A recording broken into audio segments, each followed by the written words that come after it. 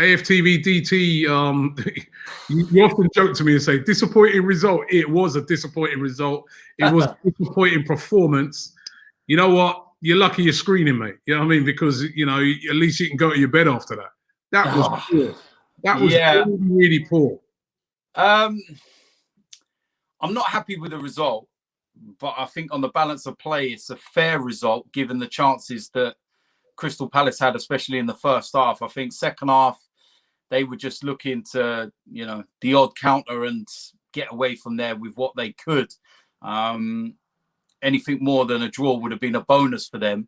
They were happy to sit back, but we just didn't create anything in that second half, despite having so much of the ball. I never realised how important Kieran Tierney is to the way that we play until tonight. And, you know, the moment he was not in the side, you then needed Maitland-Niles to do the job that Tierney does. He can't. In the first 3 or 4 minutes, that was very evident because Maitland-Niles got into a great position, out wide, chance to cross, and it goes out for a goal kick. And at that exact moment, I went, yeah, great. Tierney, you knew that would have been in the danger zone, causing problems, might have been a goal.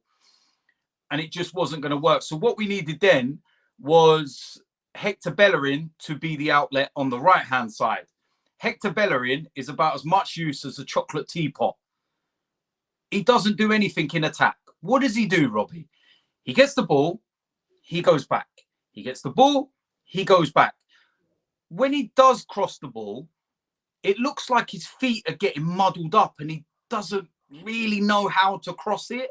There's no conviction. There's no, like, when you watch how Tierney crosses a ball and he whips them in and there's pace and there's power, Bellerin just kind of floats them just to be on the safe side. Aubameyang tonight, not good enough. He was another one that when he gets the ball, comes back. Lacazette, his service was non-existent. Emile Smith-Rowe, work rate was great, but he didn't get enough of the ball. It's no good having a creative midfielder if he hasn't got the ball to be creative. I thought Granit Xhaka tonight was all over the place. And if it wasn't for him for some of his tackling, we would have probably got caught out.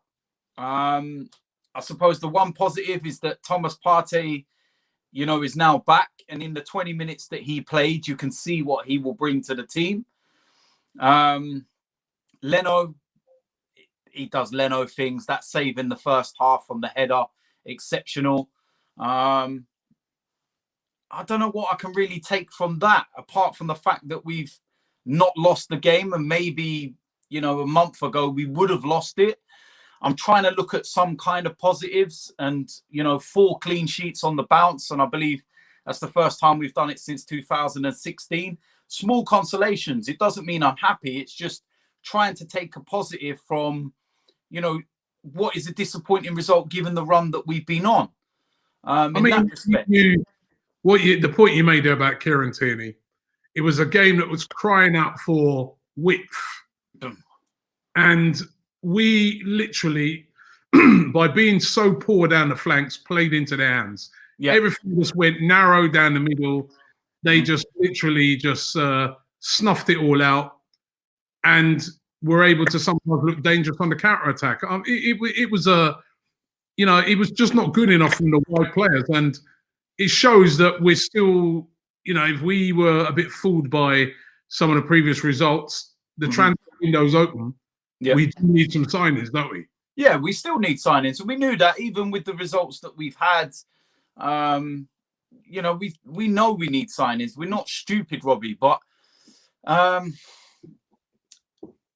Crystal Palace played low blocks, counter-attack football, which every team seems to do at the Emirates. It seems to now be the in thing. Every team knows, unless you're, you know, one of the big sides like your Man Cities, Liverpool, etc., that can go and take you on in a footballing sense. These clubs like Crystal Palace and whatnot come to the Emirates, low blocks, counter. And that's the way every single team that plays us plays now. And if you haven't got any width and any kind of outlet, they literally just sit 2 banks of 4 and they're like, go on then, boys. try and break us down through the middle. The only time we looked like we had a bit of energy and drive to try and pick those little pockets was when Partey come on, and he had that energy and that kind of drive about him, but it was too little too late. You know, hindsight's a wonderful thing, given that you knew how Palace set up and what they were going to do. Partey would have been better starting the game, and we could have got the first goal, and then it completely changes the dynamics of the game and everything opens up differently. But I understand why he didn't start. What annoys me is how reactionary some people are, and I called this a week ago. When we've been winning, if you're Arteta out and you've got a problem with a manager, have the same energy when we win games. Still want him out. You know, back what you say. When we were losing, I stood there and defended Arteta all the way, from so many people, so many questions, because that's my belief and that's what I, you know, my opinion on the situation wasn't going to change. But when we win a few games, these people disappear. And I said, you know what? The moment we have one bad result, whether it's a defeat, a draw, whatever it is, they will come crawling out of their holes. Within 10, 15 minutes, instantly, I've shut off social media. I'm like, I can't be bothered with none of that tonight, because instantly it's Arteta out and it's, you know, the team selection was wrong. Why is Maitland-Niles playing left back? Well, who do you think was going to play left back? You know, if he would have put Saka at left back from the start, everyone would have been moaning and saying, oh, he's been brilliant on the right wing. Why are you putting him left back? Why don't you put Maitland-Niles there? But the moment he does and he has a poor game, it's Arteta's fault. And that's the problem.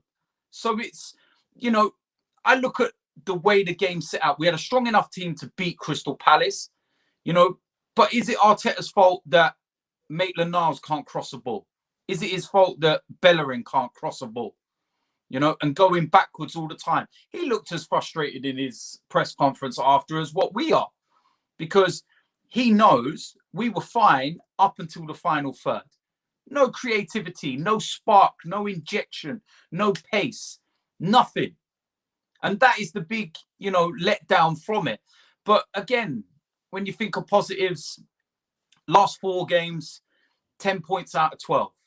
You know, if you want to try and look at it as a bigger picture, we ended the, you know, the run of games losing and everything else. And if you would have said before the Chelsea game, look, next 4 games going into January, you know, including the cup, you're going to be unbeaten in 5. You're going to win 4 of them, draw 1 of them, 10 points out of 12.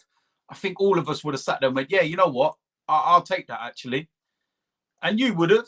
Everyone would have. But, you know, when you look at it as it is singly, it's a 0-0 against Crystal Palace, which gets that disappointment in your mind. If we drew 0-0 with Chelsea, people would have accepted it more. They would have gone, it's Chelsea, it's Chelsea. Yeah. A draw is a good result. But because it's Palace, that's where that mindset comes in of that's not good enough. And it ain't good enough. We do want to win these games, and we should be winning these games. But I'm just looking at the bigger picture as a whole. So, yeah, we need to dust ourselves off. We need to hope that Tierney's injury is not as bad as first feared, because if it is, and Arteta's saying he's got to go for an MRI, and I've never known anyone to have an MRI scan for muscle fatigue. I've never known that before in my life. So if it is bad, then I think the situation is that we need to go into the market. And this is another thing as well, Robbie. The same people that were saying Kolasinac is not good enough and were celebrating, you know, him going back on loan to Schalke a week ago, and now sitting there saying, if Tierney's injured, why did we let Kolasinac go? Come on, man. Do you know what I mean? So, yeah, we just got to hope. And, you know, Partey's back. And the best thing about football is that, you know, you get to dust yourself off quite quickly. We go again on Monday. And that's a big game. And, you know, we can't afford any more slip-ups. Newcastle are all over the place at the moment. I know how well they defended, you know, against us and could have even nicked it in the FA Cup. But you look at what's going on at Newcastle, it's a good time to play them. It could be the final nail in Steve Bruce's coffin. But we need to go for the throat from early, and we need to be direct, and we need to get that early goal, which will open the game up. But, yeah, disappointed, but it wasn't a defeat.